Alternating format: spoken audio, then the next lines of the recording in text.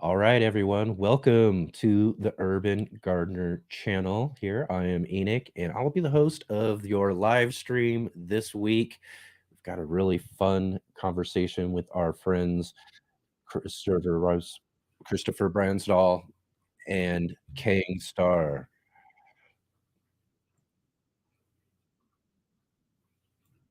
And also, I just want to mention that we are kind of in a little bit of a break for our Let's Get Growing show, but we will be starting back up with some more episodes this next Saturday. And we'll be featuring with us this next week Gary Pilarchik of the Rusted Garden will be joining with us, as well as our channel of the week. We're going to be talking with Guten Gardening. And so that'll be a really fun gardening conversation as well. So be sure to mark your calendars. Be here with us again next Saturday, again at 11 a.m. Pacific Standard Time. And it'll be a great, fun live streams. We've got plenty of really cool guests coming up for what is our summer season of the show. So looking forward to having you all along with us here. And let's get things going today. Again, as I mentioned, we have with us our friend Christopher Brandsdal. He's gardening up out of Norway, and our friend Khang Starr, gardening out of Texas. So we're gonna have a fun conversation about all the things that we've got growing on this year. So let's welcome them to the program. Hey. Christopher and Khang. How's it going, guys? Hi, everyone. Awesome. Let's see here. I've got it. There we go.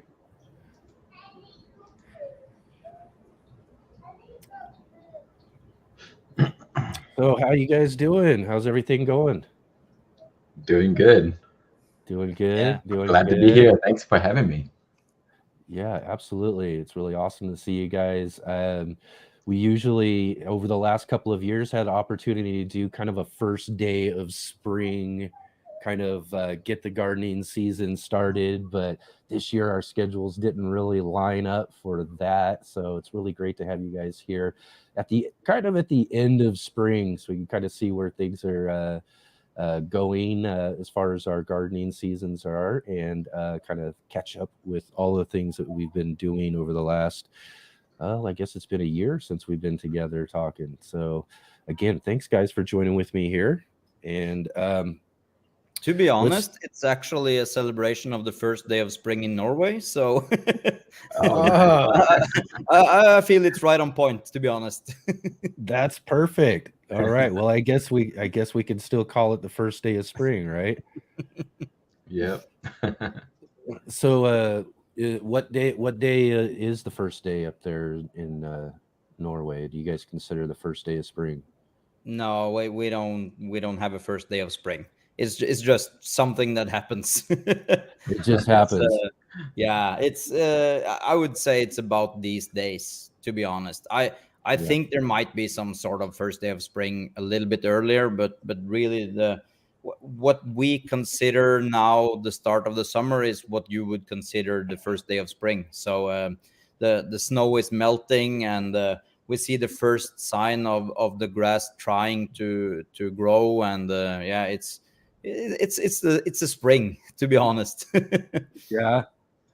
So yeah, it's right on time for us to start things. It's now is the time where we are able to go outside and maybe sow carrots and parsnips and things like that. So yeah, it's about that time. We still have night frost, so it's right around the corner. Yeah, I think you were just mentioning just a little bit. There's still been some snow lately. Yeah, yeah. Yeah, it's been snowing a little bit, and when I see outside the office window here, there's snow all over the valley. So Uh, yeah, it's still a lot of snow. Wow.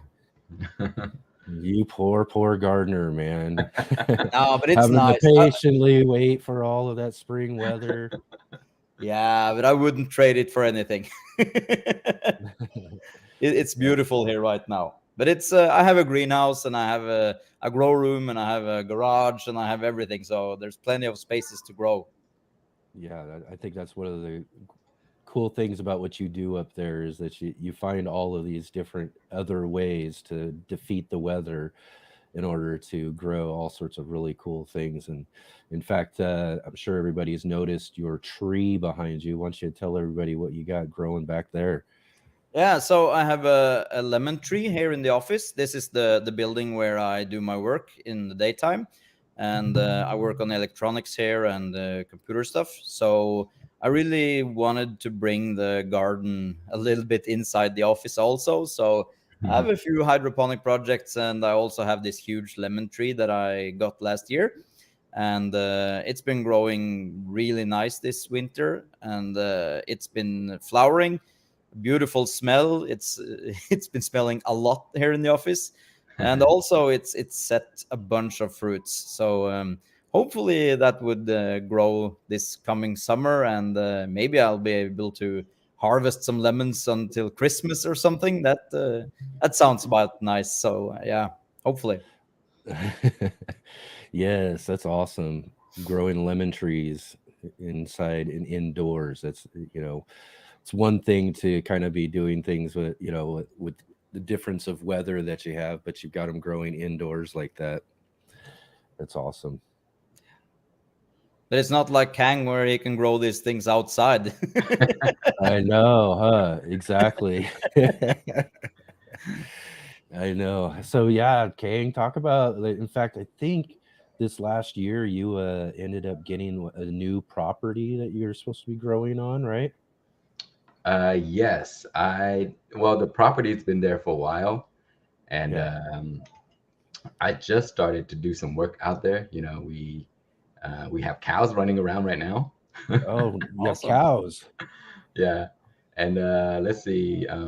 I planted a bunch of fruit trees, and so like Chris, I'm waiting for the fruits to form. Like the other day, I Oh, went out there and the cow got loose, and it knocked out a lot of my grafts. I did a lot of grafts, and it was Yeah. like it was working really well. And I was like, I came out there and the grafts were sitting on the ground. I was like, no, Cows have nothing to do in the garden. I know that for a fact. I one year we actually got some cows that came loose in the garden, and they Mhm, went into my small greenhouse when I had the smaller greenhouse, and I had uh-huh, some plastic outhouse, mhm. and they ate five of my strongest peppers, the hottest peppers, and they totally ate up. oh So wow. so I guess they ate like 2,000 peppers or something.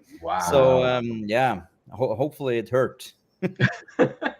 They must have some tolerance for that. Unbelievable. Probably. They haven't done it later, so It's either that or the real chili heads, right?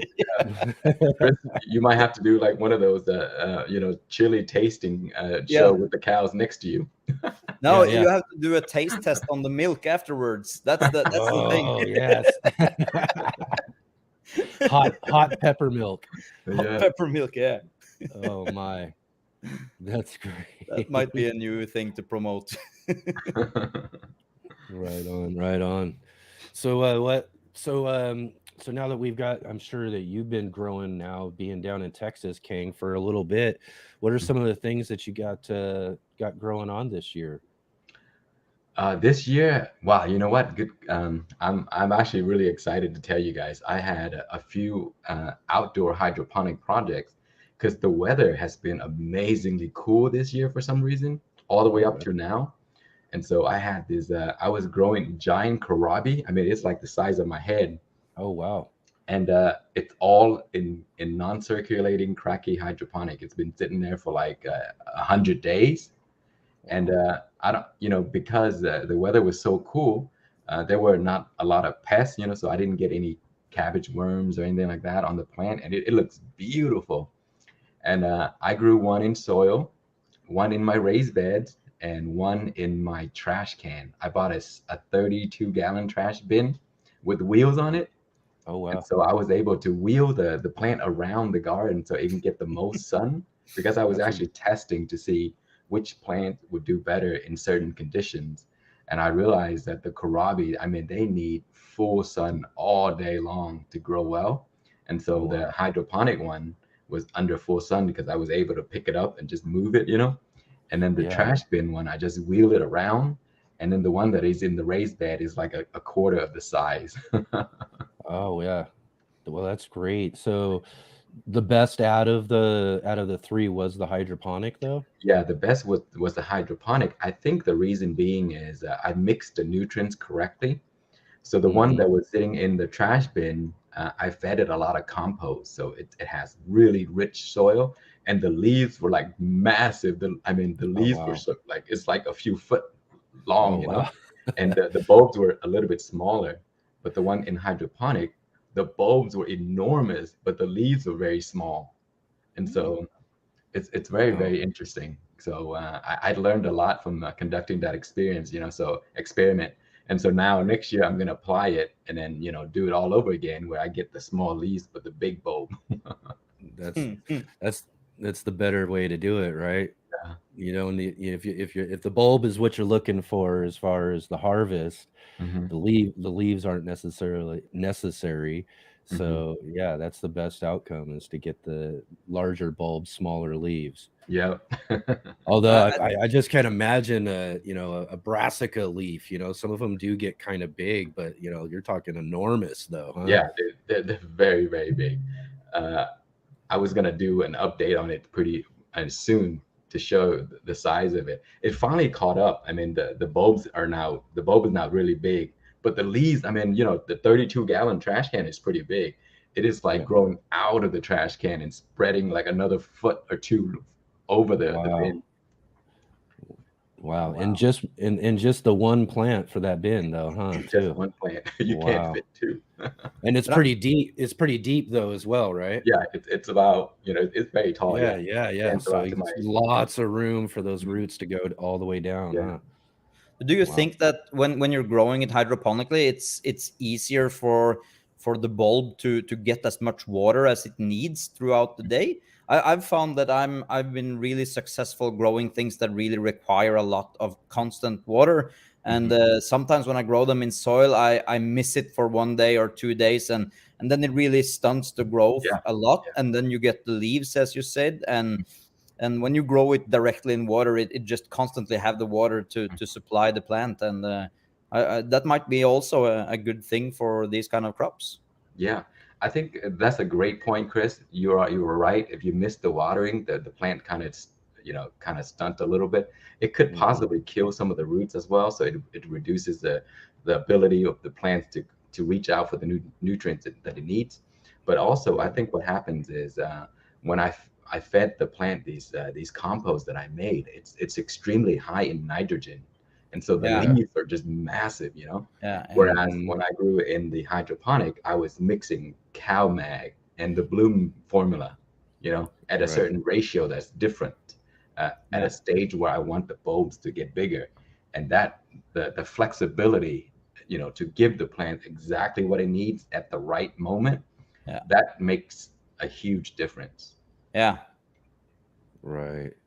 Yeah, that's really cool too. I mean, for you guys, I mean, and we've talked about this in previous conversations. I still have yet to jump into the whole hydroponics type of gardening and all of that.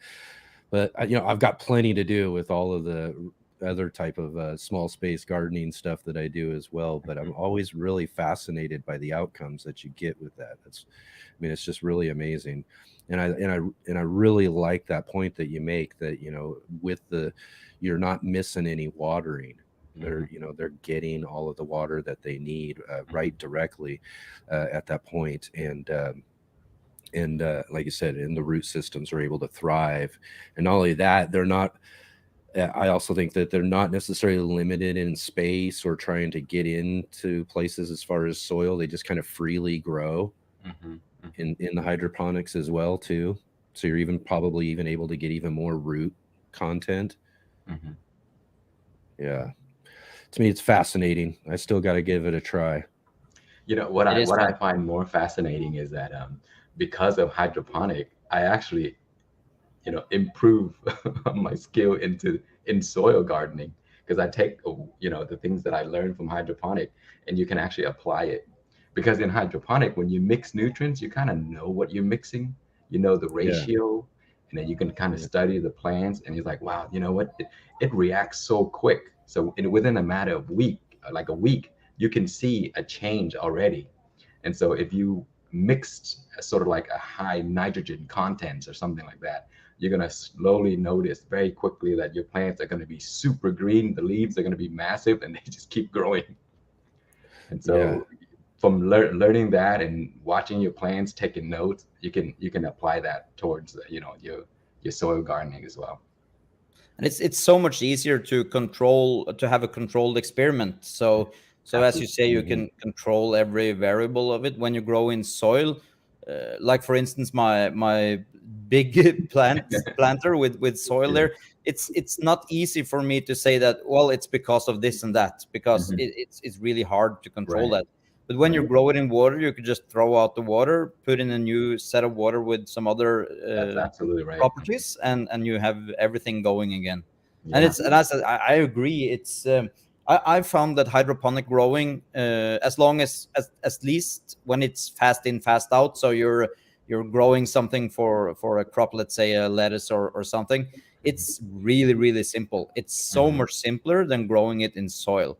And I found that it's I always thought that it was the opposite way. Growing in soil was the easiest thing, and then you can move to more advanced hydroponic things. But it's quite Yeah. the opposite for me. Yeah. It's Absolutely. beginners should start with water and really have that working, and then move to soil. Yeah. It's Yeah. so Yeah. true, because when I started doing hydroponic, I was like, wow, I'm better at this than I am at soil, because I get to control all the variables, Yeah, and the growth is so quick that you can experiment over again really quickly. And so you yeah. learn so fast. And it seems very intimidating, but really, if you watch the way I do these hydroponic stuff, I don't even pH at all. No, me Really. neither. I Yeah. haven't done it in over 2 years. Yeah, Chris and I don't pH at all. I mean, my water comes out at around 7.8 to 8.3 or something. I just Oh, put wow. my nutrients in and leave it. Yeah. So probably those nutrients kind of like level everything out.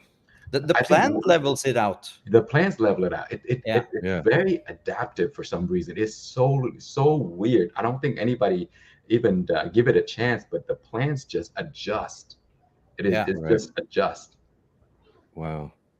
Yeah, that's pretty awesome. I have to, like I said, I have to give it a shot. I'm kind of doing the opposite, I guess, learning all of the soil and all of the different things when it comes to that. Yeah, but And then that's the way to down the go, to road, be honest. eventually I'll get to doing the hydroponic stuff too.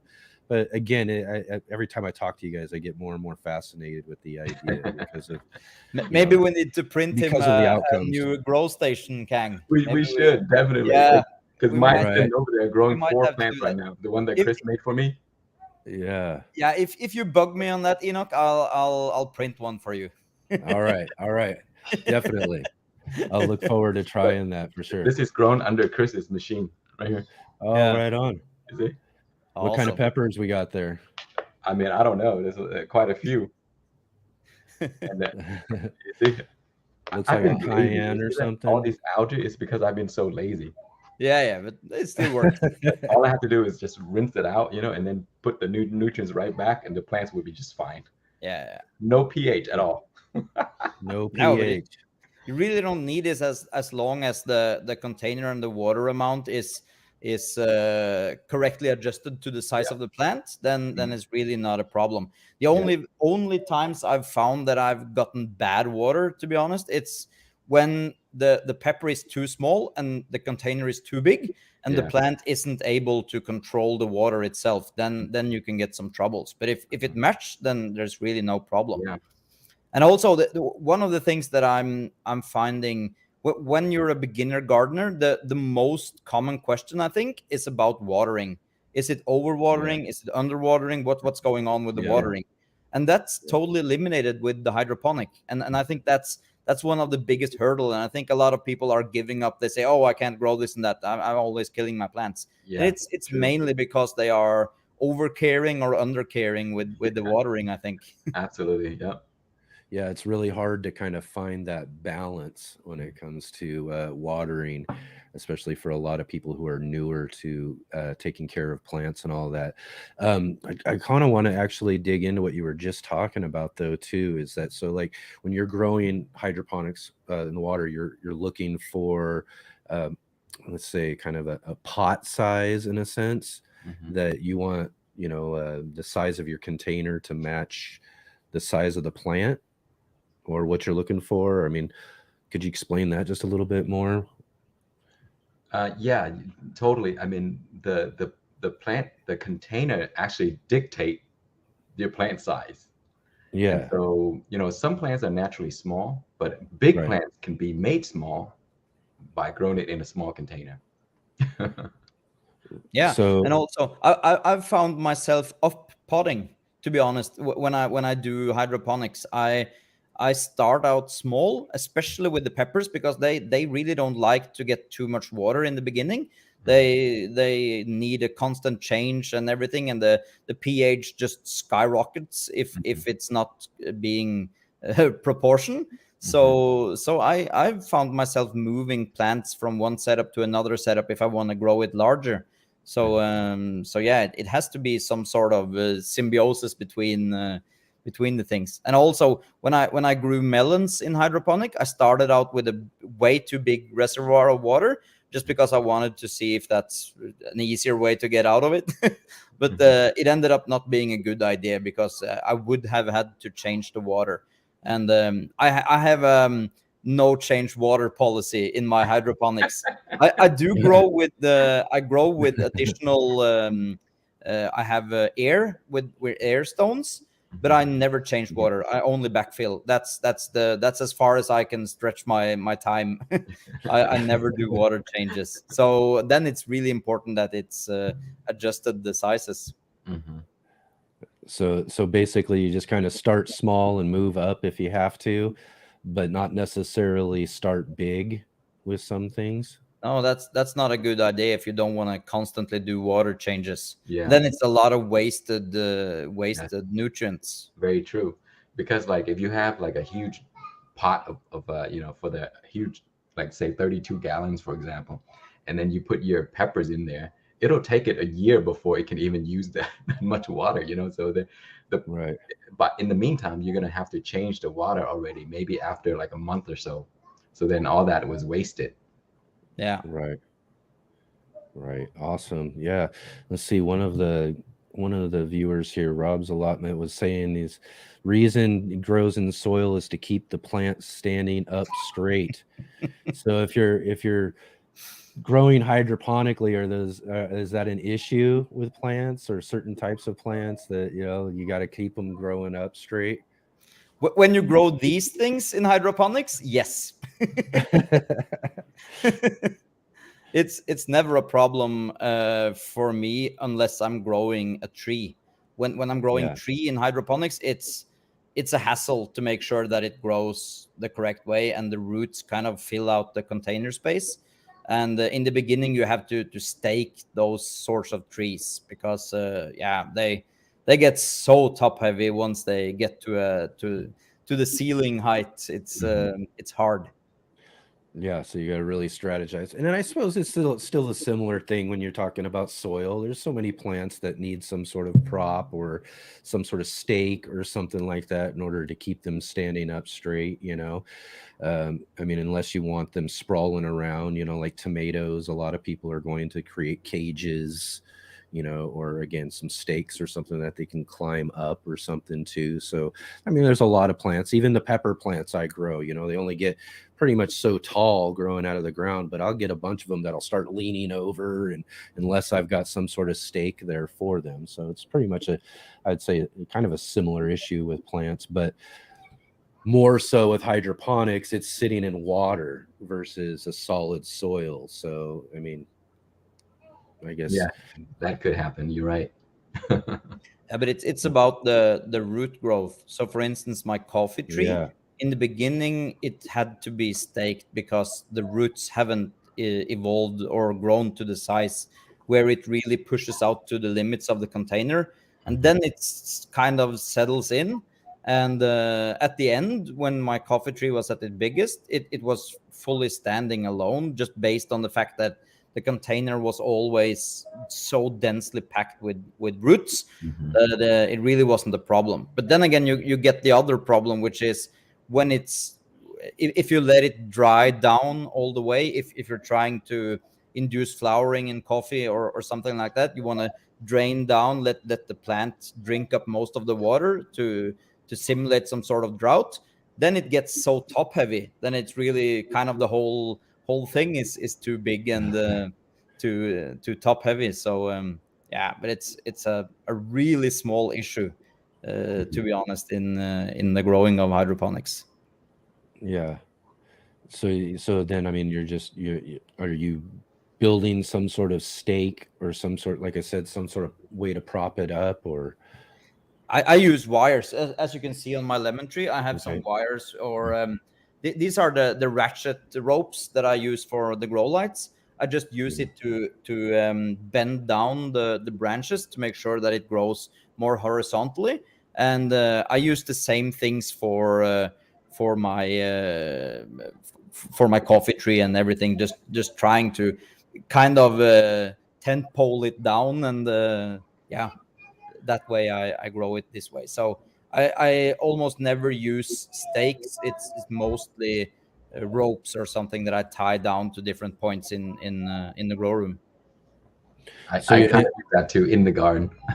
I use yeah, ropes to train my plants to grow a certain way, Yeah, because a lot of my pear trees love to just grow like this, yeah, and it, yeah, it creates so much leaves, and it just crowd everything together. So I take the rope and I pull it out, and I kind of like train it to grow that way, and it spreads out much better. yeah. And that's yeah, why I love the grow light ratchets, because Hmm. I can just tighten them a little bit every single week, Yeah, and yeah. then the branch get time to adjust, so it doesn't snap.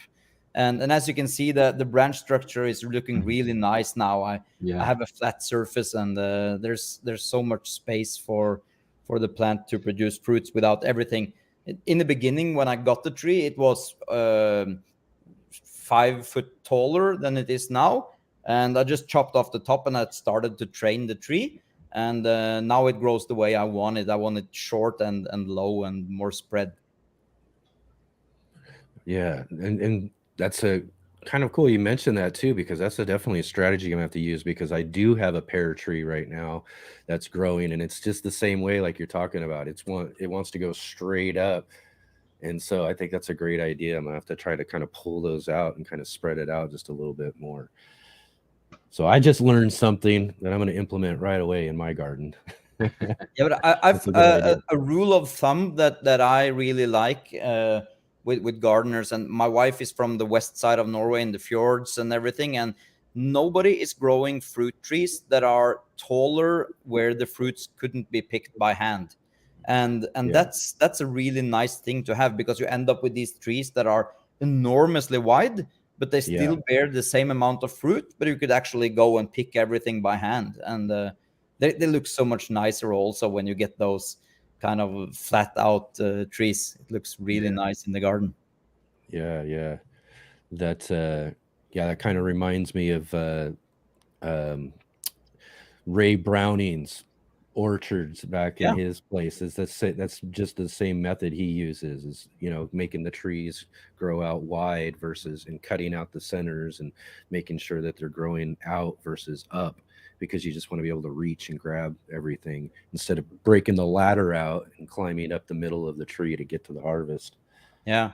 And here in Norway, it's been a tradition for that, because where they grow the fruit trees, it's not possible to get there by tractors or any other equipment. It's too steep, so Okay, they would yeah, have to be handpicked. And that's from the old tradition. Now they grow everywhere, but normally they would be growing on the south-facing slope, where it's almost like a vineyard, or what's it called, where they grow in those kind of steep environments where everything has to be handpicked. yeah, yeah. That's really interesting. They do that a lot in Japan too, with those pear trees. So they Yeah, they allow the pears to grow wide instead of tall, A good thing is, of course, you pick it by hand, but also they put nets over the top.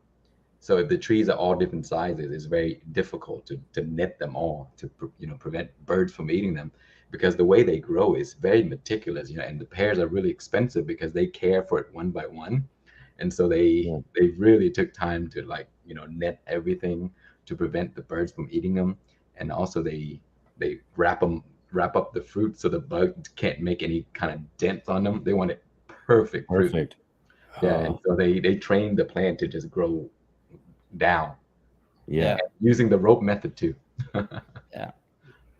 But that's it's never, the nice thing is it's never too late. If you have a bush that's been growing or a tree that's been growing too tall, you can Mhm. always cut it back and start really start back at it. And it will take 2 3 years, 4 years maybe to train the tree down and to have it be growing out the way you want it again. But it's worth it in the long run when you see those huge apple trees that are so many mhm. meters tall, and there's nobody picking those apples. So yeah, Yeah, those ones are all for the birds and all that, yeah, right?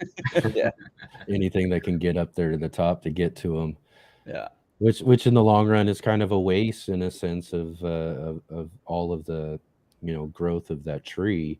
If your most, or if your harvest is just up so high that you're not able to get to it all.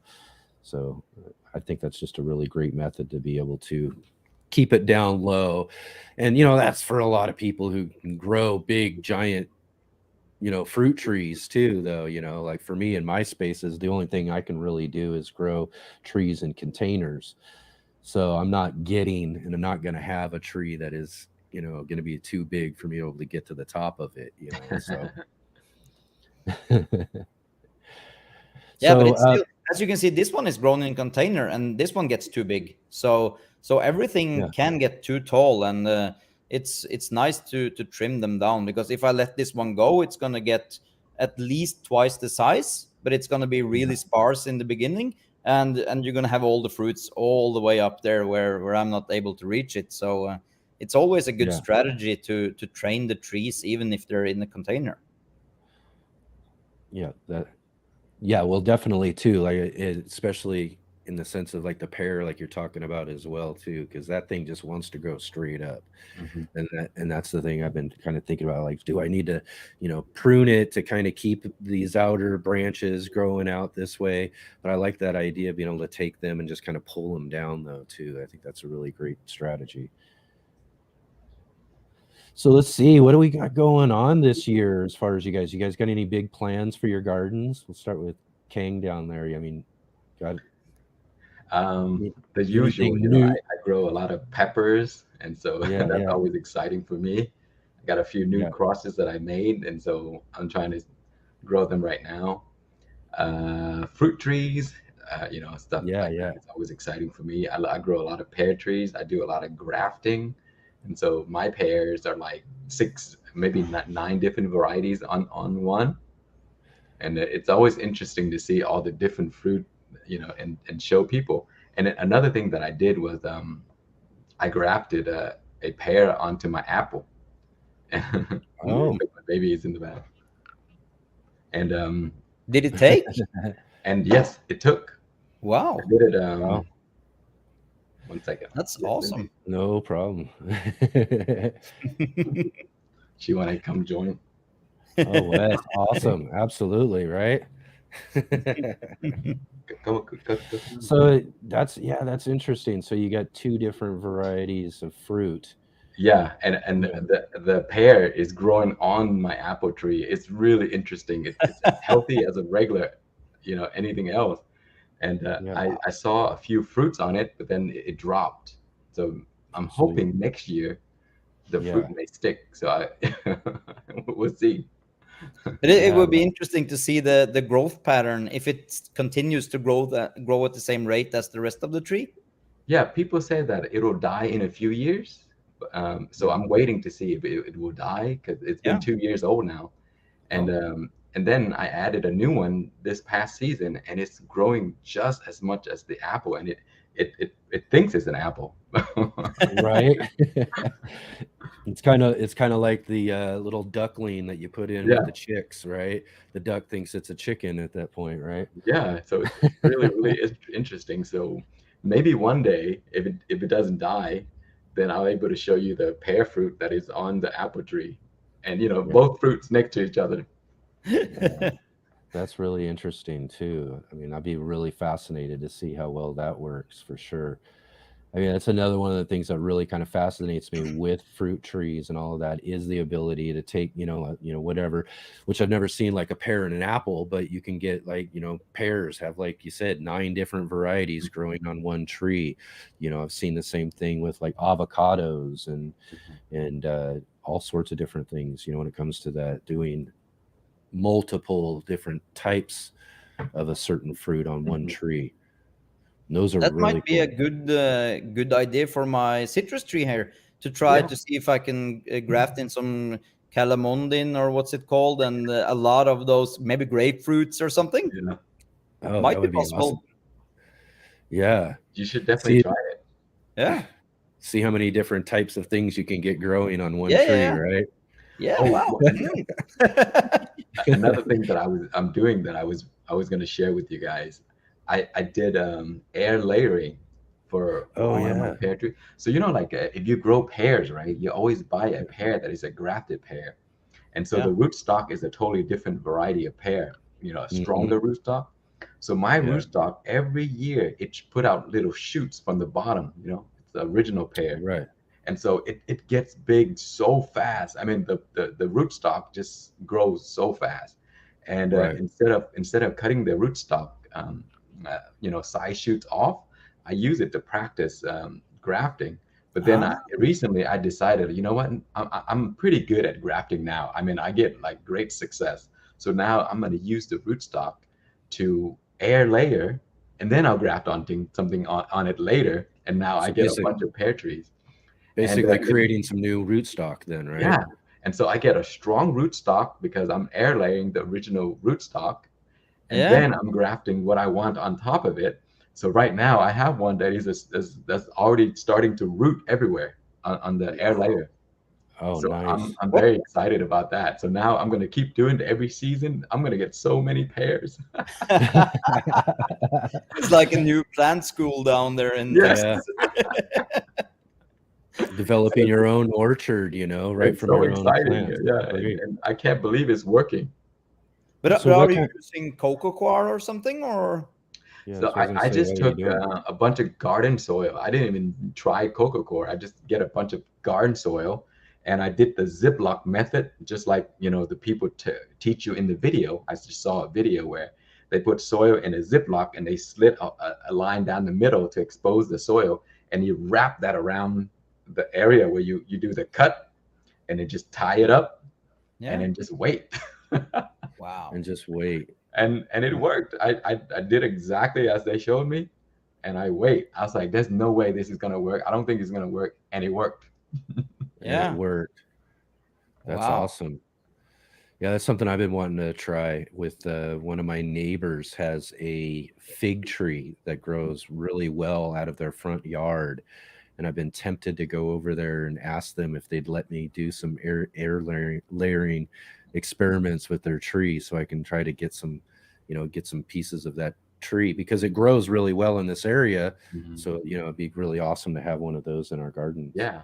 Or if they prune it, you just ask them for a cutting because Yeah. I root figs all the time. That's so Figs Yeah. are simple, so easy to so root. easy. Like Yeah. the other day, I had so many, I didn't want it anymore. So I threw the fig cutting in my compost, and that one grew. Yeah. I didn't They even grow try like mad. to layer it. I just threw it in the compost, and it grew. Right.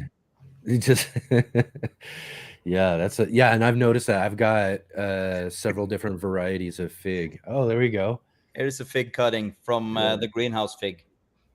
So yeah, Oh, it's really simple. I do it all the time. I always bring inside just to have more going. yeah, I myself, as far as the neighbor's fig tree and all of that too, I've thought about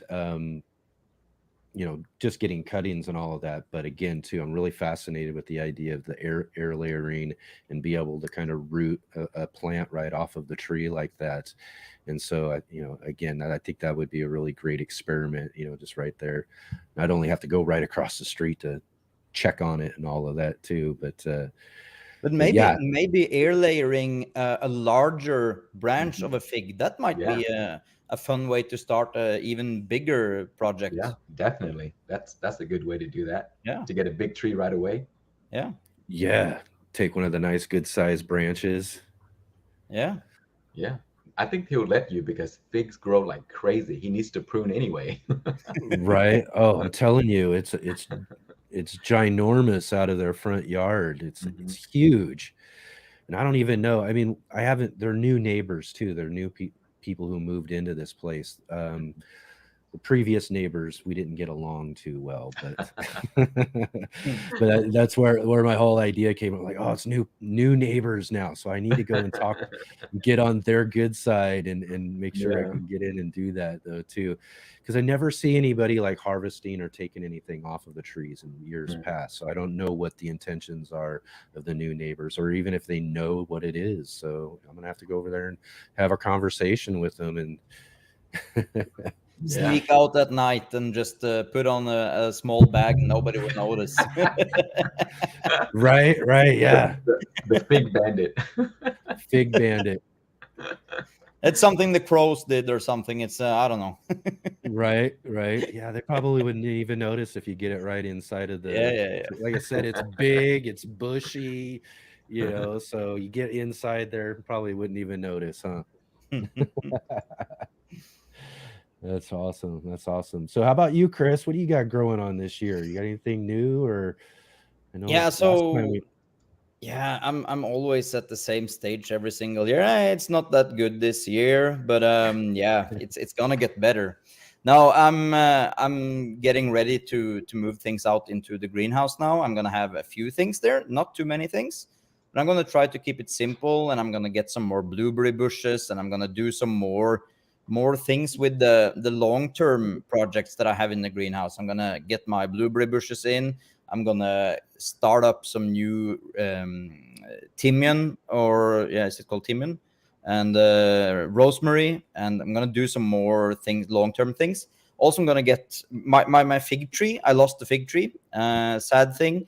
It's been too cold here this winter, and with the prices of the electricity, I just couldn't do it. I thought it was an unnecessary thing to do. So yeah, I'm gonna get my new fig tree in the ground and gonna see what's going on with that. And also the huge thing that I'm doing this year is the grow room. I've yeah. already filmed the program for my YouTube channel, but I haven't uploaded it yet. And it's going to be a huge thing. I have my grow room that I've been growing in for almost 10 years now. And it's at the point where it's been really taking a toll with all the moisture in the room and all the things that come along with growing trees indoors. It's it's not easy for a construction to take those kind of things easy. So yeah, what my plans are, it's actually tear down the whole green room, grow room. It's a building for itself, and I'm gonna tear down almost everything, and I'm gonna redo the whole thing, and I'm gonna raise the ceiling, and Yeah. yeah, I'm gonna do so many things that are things that I've been regretting not thinking about when I made it 10 years ago. So hopefully, if everything goes as planned, I'm gonna do some hopefully I'm going to do some live streaming where I'm asking people to join in on figuring out what we should do here, and to try to just brainstorm, because Hmm. there's so many things that I want to do right this time. And hopefully, if I end up with the ideas that I have in my brain at the moment now, I think I'm going to double the size of the ceiling height in that room. So Wow. that means bananas, mangoes, coffee, Mhm. everything is going to grow twice the size. And I'm going to show you one of the containers. Oh, yes. I love Chris's grow room. I mean, It's he great. had a huge fig tree at one point. I don't know if he still has it. Yeah, and then the coffee plant or The tree, coffee that plant, was yeah. really amazing. But yeah, he definitely needs more Oh ceiling height. wow. Oh, wow, Yeah. that's a container there. I'm switching over to these size for the trees, and they are the size that you said, Kang. It's about 120 liters. Yeah, yeah. So I don't know. It's huge, but You it's need to gonna put wheels on it because you're not gonna be able to carry it. no. It's not gonna be moved at all. And but the nice thing is that what I do that none other people that grow in hydroponic do, I can drain it down, and I can just completely drain it, and then I can move it, and then I can backfill. So That's great. but I have these ideas, so I'm gonna do some metal lids. So Mm. because the problem that I have now with the plastic lids is that once you get a full-grown tree, it always squishes down the plastic. So Mhm. so everything is gonna be planned from the beginning, and yeah, we're gonna start back up. Hopefully, I can get everything with the grow room finished this year. So maybe come springtime, we can do start back up with the coffee and everything, and then it's going to be crazy, even worse than before. So I'm also going to have a full wall with a hydroponic wall where I'm going Yeah, to have pipes going all over one of the walls. So yeah, yeah. it's the new beginning, to be Can't honest. wait to And, see it. yeah, it's going to Yeah. be a lot of work, but it's going to be a big investment for me, but I'm shooting for something that could last for a few years. So everything is going to be so much bigger and better. So that's my Right. plans for this year is just building. What Building, about your building, yeah. greenhouse? Are you doing anything out there? What about the cherry? How's it going? How's it going? The cherry trees also are not a good thing this year because Okay. they both have huge cracks, like these cracks in the stem.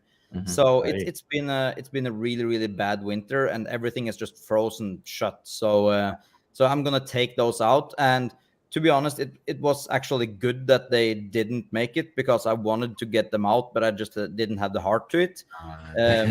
They are bringing so many spider mites Hmm. in the greenhouse, and Right. I didn't haven't had spider mite problems any before I got those cherry Hmm. trees. So yeah, they're going away, but I'm gonna get some more outside. And we have two houses on our property. One is a red house that used to be my grandmother's house, and this year we are actually tearing down that house. So we're gonna get a huge space outside, and me and my wife have been thinking, but it's not gonna be this year, because this year we're gonna tear it down. But next year we're gonna redo the whole area and the back garden that we had. And I'm Hmm. also been looking at making a pond with also a waterfall down the property, which Hmm. ends up in the Oh, garden. wow. So Wow. yeah, there's too many ideas, That but was it's it's something that we're going to do, but it's gonna require so much work and time. Mhm. So it's gonna take some time, but Yeah. I'm gonna vlog the whole journey, and I've already started. I have 3 videos in the making now, so yeah, I'm getting Very around to nice. it.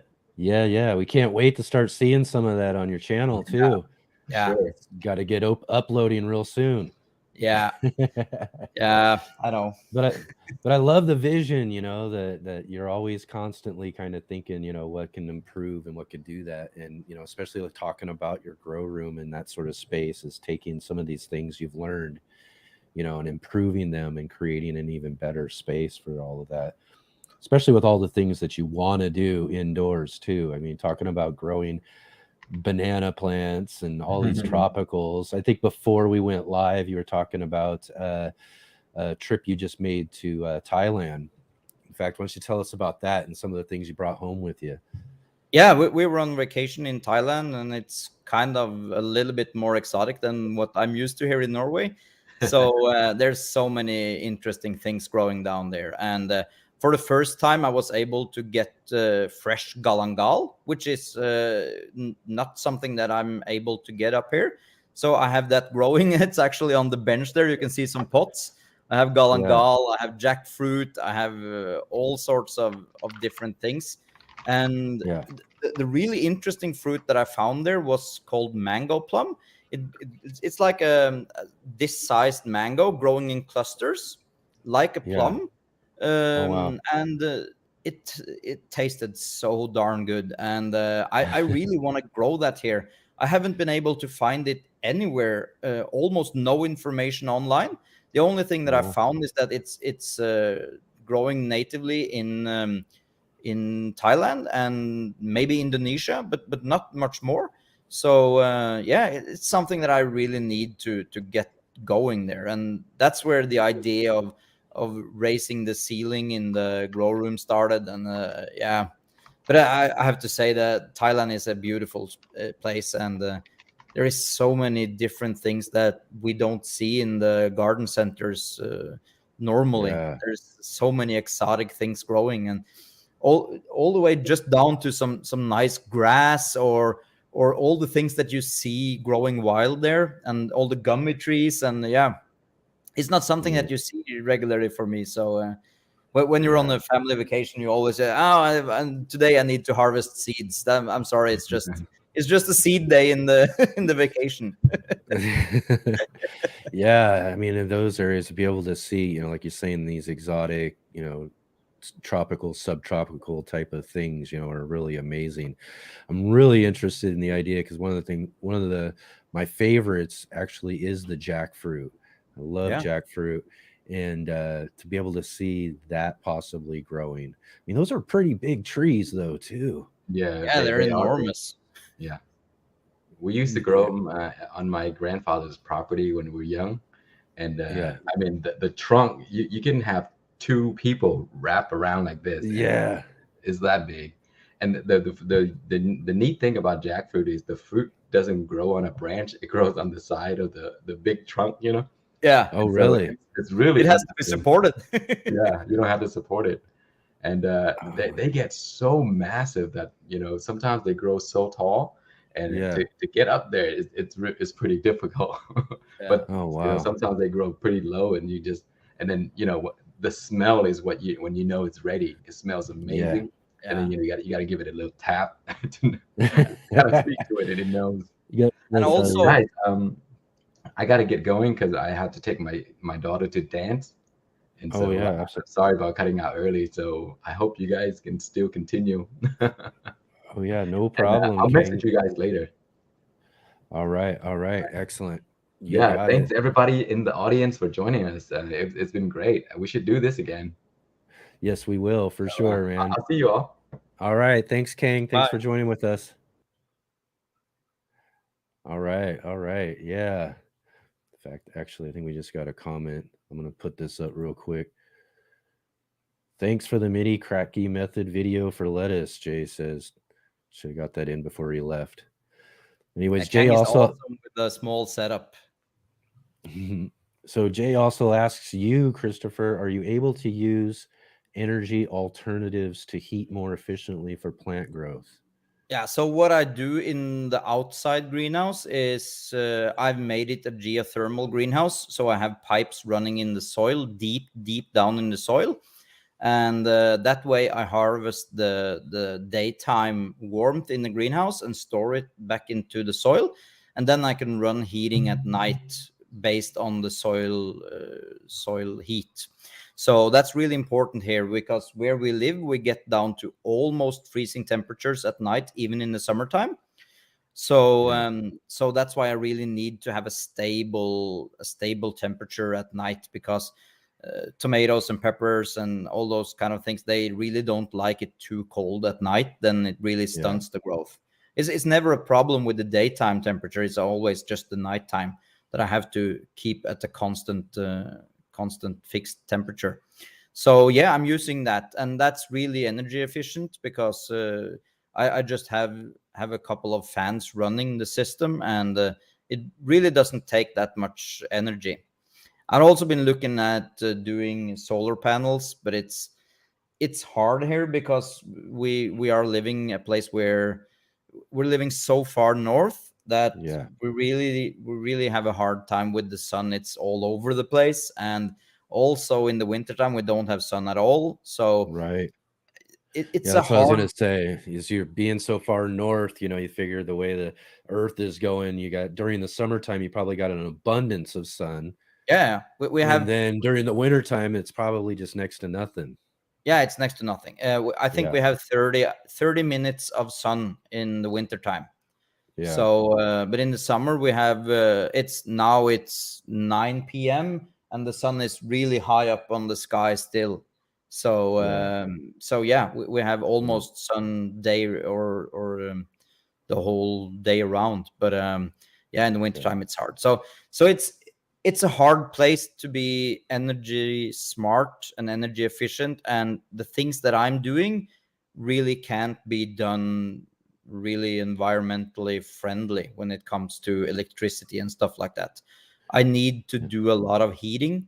I'm using mm, I'm using air pumps for the heating, and I'm using floor water heating and stuff like that. And but it's really hard to be really green about what I'm doing because I yeah, need a lot of grow lights. It's yeah, dark and it's cold, and I yeah. need to do everything inside. So it's kind of a not a really environmentally friendly thing to be using that much energy. But then again, we Or have power coming from yeah, hydro, so it's water based power, so it's yeah, really green power. We're not using coal or anything like that here in Norway. It's hydro or windmills, so yeah, yeah. it's not that bad.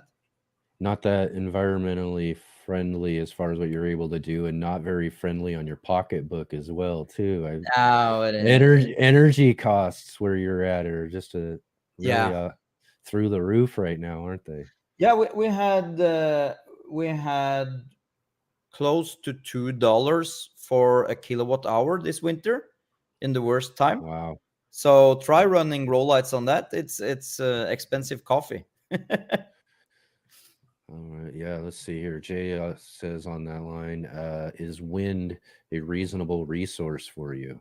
Yeah, no, it doesn't blow here. To be honest, it's where we live. It's really sheltered. We live down in a valley, and Yeah, there's not too much wind here. So I've been looking at having a small windmill myself, but yeah, we don't have running water by the house, and we don't have that much wind. So yeah, believe me, I've been looking at all possibilities, but the only time we have running water, if we could do some hydro, then yeah, it's only like a month a year, then it's actually running water. Otherwise, it's just dry. So, and the wind time, maybe we have 2 days of good wind each month, but nothing more than that. So, it's really not worth the investment. yeah.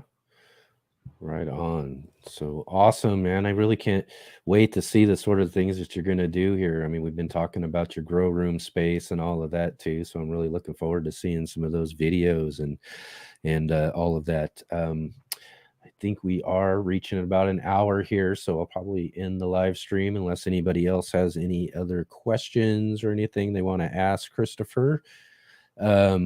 Anything else that you want to add or anything else going on that we can look forward to? Yeah, it's just give me some time and I'll come back stronger with all the Yeah. visions that I have now, and it's all wife approved. That's a big step. So Yes.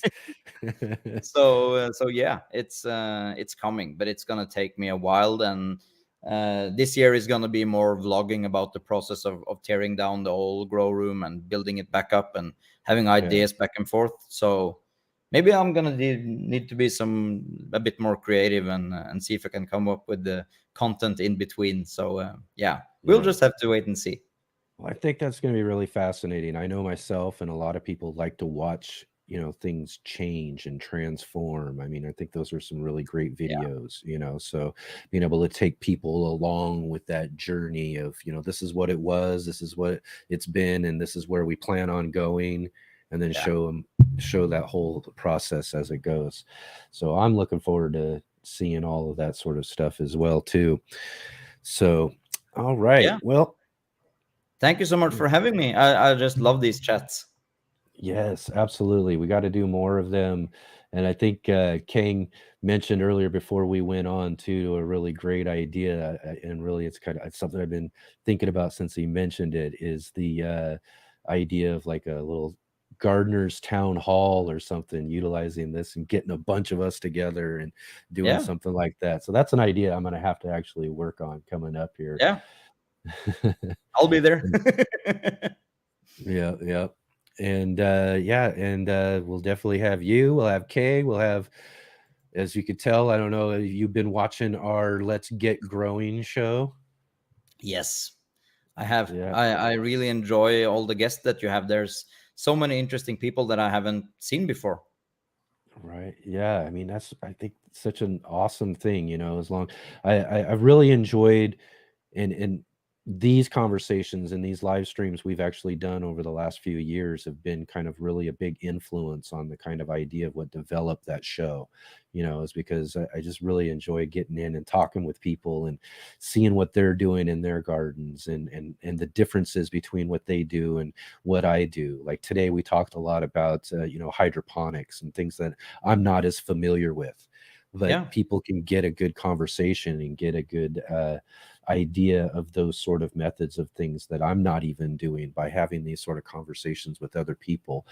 And the gardening community is huge. There's so many people doing making videos or sharing online in some form or fashion, the types of things that they're doing with their garden and all of that too. So I thought it'd be just a really great idea to be able to have a forum, through our show, to be able to bring all of these different people together and and not only that, introduce people to new people. Like you said, there's people yeah, we've had on that you haven't seen before, and I hope that's something that a lot of people who watch our show get from what we're doing is an introduction to some new people and new gardeners out there, as well as trying to have some of the really bigger content creators and influencers on our show as well too.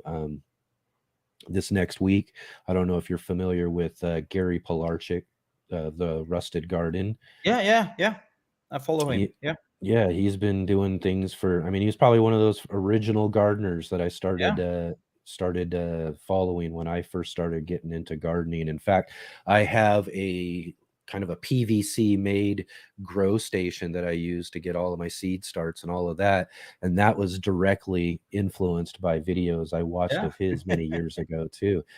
So I yeah, mean, not only do I get to, talk to and introduce people to a lot of these other people, smaller channels, Instagram people and all of that, but we have an opportunity to bring some of these bigger guys who've been around for a long time and to talk with them about different things. yeah, yeah. It's Yeah. interesting, really interesting. I love the work and all the hours you're putting into it. It has to be a lot of work.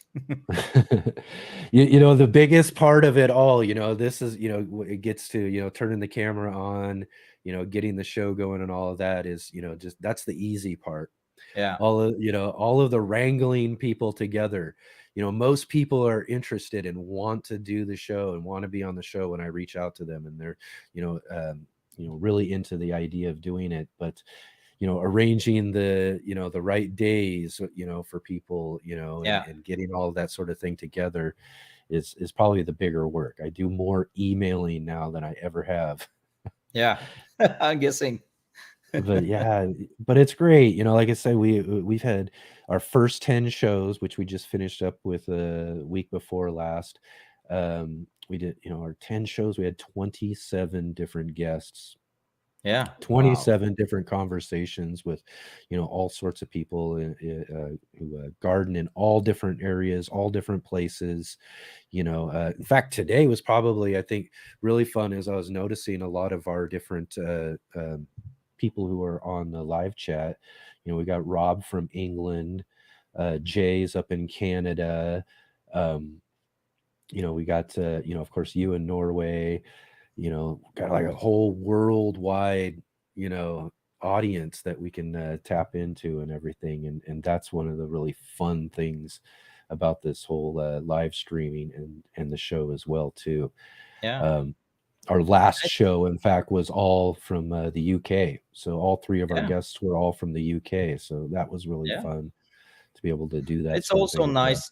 I rarely have time to watch the show when it's live because of timing and the kids and whatever is going on. But Mhm. it's such a great show to actually watch back afterwards, and Yeah. it's not the regular live show where there's really nothing going on, and it's kind of, if you weren't there, then it's really not a point to watch it. But this show is really something else, and it has playback value, and that's really important, I think. So yeah, Yeah. I just love the show, and great work so far. Excellent, and thank you for that as well too. And you know that's probably one of the cooler things, I think it's the case for most live streaming content. You know, is that it's great to have the audience. I love having the people in having a conversation. Being able to ask us questions live. I think one of the other fun things about the live group that shows up is they get to have a real conversation with each other. Becomes like a real kind of cool little chat room and all of that. Yeah, But the bigger audience, for most live streams is the replays. And I think that's the great thing about like YouTube and live streaming is the fact that that content, once it's done, is up there. And whenever you've got the opportunity to watch it yourself, when you want, watch it yeah, through YouTube. And the great thing about our show too is that not only is it live streamed to YouTube and then available for the replay anytime you want to, but it's also the audio version of it is uploaded as a uh-huh. podcast as well too. So wherever you get your podcasts, you can Yeah, get the Let's Get Growing show and listen while you're out in your garden, yeah, while you're awesome. I out haven't doing checked that. all those different things and stuff too.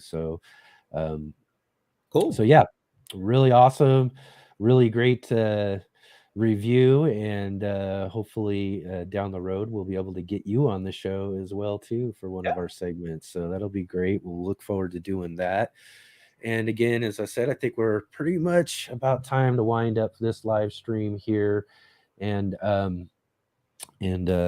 yeah, so again, everybody who's tuning in, thank Christopher for joining with us from Norway, and Khang Starr, who was in there for a little while talking with us. It's really great to have you three together. You're really great friends of mine on our channel, and to get together and have a conversation with you guys is always fun.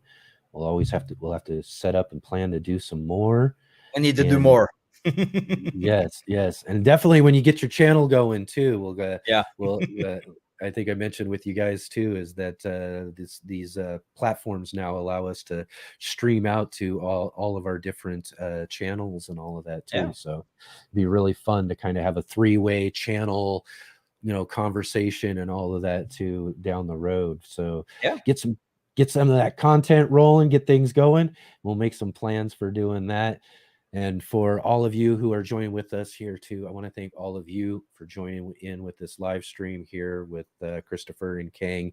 And also, like I said, look forward to this next Saturday, 11 a.m. Pacific Standard Time. The Let's Get Growing show will be starting back up with its summer season. We've got lots of really cool, fun guests, just like we had in the last season, lined up, starting with, like I mentioned, Gary Pilarchik of the Rusted Garden will be joining with us this next Saturday. So hopefully all of you can come and join with us for the live conversation. And as I mentioned, it's also available on replay and wherever you get your podcasts for the podcast version. So I want to thank all of you for joining with us again, and we'll see you all this next week. Thanks for having me. Thanks, Christopher.